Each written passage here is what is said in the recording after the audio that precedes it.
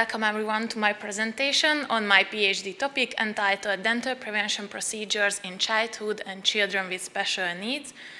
Let me give you a brief introduction about myself. I'm Dalma Tábi, and currently I'm working at the Department of Community Dentistry as a first-year resident, and I vision as a PhD student that children with special needs have access to high-quality dental treatment, and our mission is to provide them a healthcare program so we could improve their oral health and their cooperation during the dental treatments. You can see here my ongoing projects. In the first one, we are assessing the effectiveness of dental prevention programs among children through a systematic review and a meta-analysis. And in the second one, we conducted a pilot study for an RCT with special needs children. Bad oral hygiene is a major public health problem affecting both individuals and governments across all age groups, especially children. So oral health education is one of the possible solutions to improve their oral health knowledge. So our aim is to find out if school-based dental prevention programs in group settings are effective or not. So we included studies where they involved children between the age 5 and 21, and they used the education as an intervention with a control group who did not receive this oral hygiene education during the follow-up period, and they measured different oral hygiene indices in short-term and long-term. And we are hypothesizing that children who received this school-based education will have better oral health indices after the program. So we created different search keys specifically designed for each databases, and after it we ended up 28 articles which we could analyze. I would like to show you some of my figures from the manuscript. In the first one, you can see the changes in the DMFT index between the baseline and the follow-up period. It's good to know that the DMFT can be measured from 0 to 28 because this number refers to the number of teeth which are decayed, missing, or filled. According to the World Health Organization, DMFT needs about 5 to 6 years to show significant changes, but none of our studies reach this long follow-up period. So we could not investigate the long-time effects of these programs, and we could only achieve statistically significant and clinically relevant differences when a teacher educated these children, but the follow-up period, as I mentioned, was less than 1 year. In the second figure, you can see the changes in the oral hygiene index simplified. It can be measured from 0 to 6, and the higher the number, the poorer the person's oral hygiene. And if you see that in the intervention group there are minus values, it means that there was a reduction between the follow-up and the baseline, but in the control group there are plus values. That means that there were an increment in the values between these two time points. And we could reach significant differences in the healthcare worker-led and teacher-led groups. That means when they used other methods, in this case they used videos played to the kids, it was not effective as they used live speech presentations. In the next figure, you can see that we illustrated the oral hygiene index simplified in different time points, and the curve follows a typical learning curve. So at the beginning, at the baseline, both of the groups reached higher numbers, so their oral health indices or oral hygiene was worse.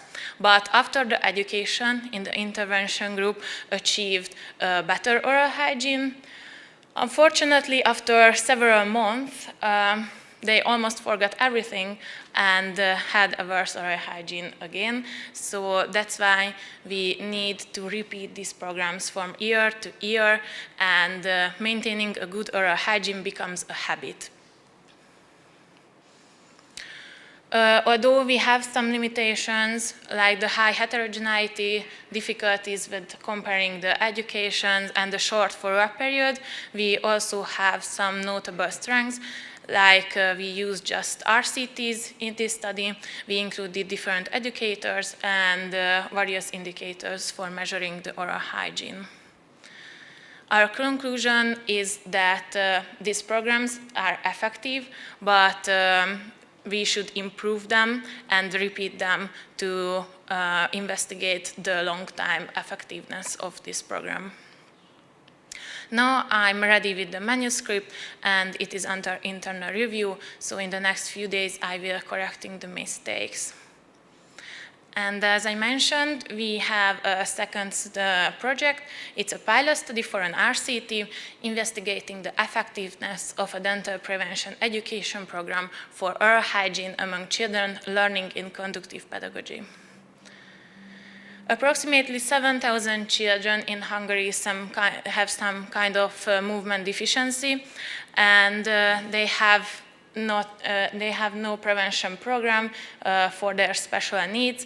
There are no education for the dentist how to treat them, and that's why they have higher unmet dental treatment need. We created a specialized dental prevention program for them, so that was our intervention, and we included children from the András Pető Institute, and we measured their oral health indices and their cooperation during the dental treatments and the checkups. We included all the children we could, and we excluded the children who were unable to cooperate with the program due to their intellectual disability. Here I try to illustrate the allocation of the groups. I know it's a little bit complicated, but to keep this trial ethicality, we choose this type of allocation because you can see here that first every group act as a control, so they're not receiving the intervention. But after being a control, they become a part of the intervention. So the green line means that they are receiving the active education. It lasts for 8 weeks. And after it, the red part means that we are just following them. They maintaining their oral hygiene. And we measure the oral health indices and cooperation in every 8 weeks, so we can compare all of the groups together and everyone benefits from this education. We are measuring their oral hygiene as the primary outcomes, but we also send out questionnaires regarding their oral habits, dietary habits, and the carers or the parents, guardians filled out this form. Now we had a little break because the school was closed during the summer, but we are analyzing our preliminary results. We are in the protocol drafting phase, and we hope we can involve more schools to this program and design a real RCT with several children. I would like to submit my first paper in September, and as the pilot study ended in April, we would like to do the real RCT in next year.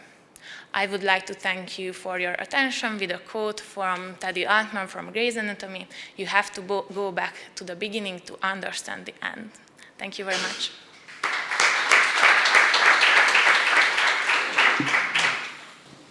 Thank you for the presentation. I have a question about your second project, the pilot study.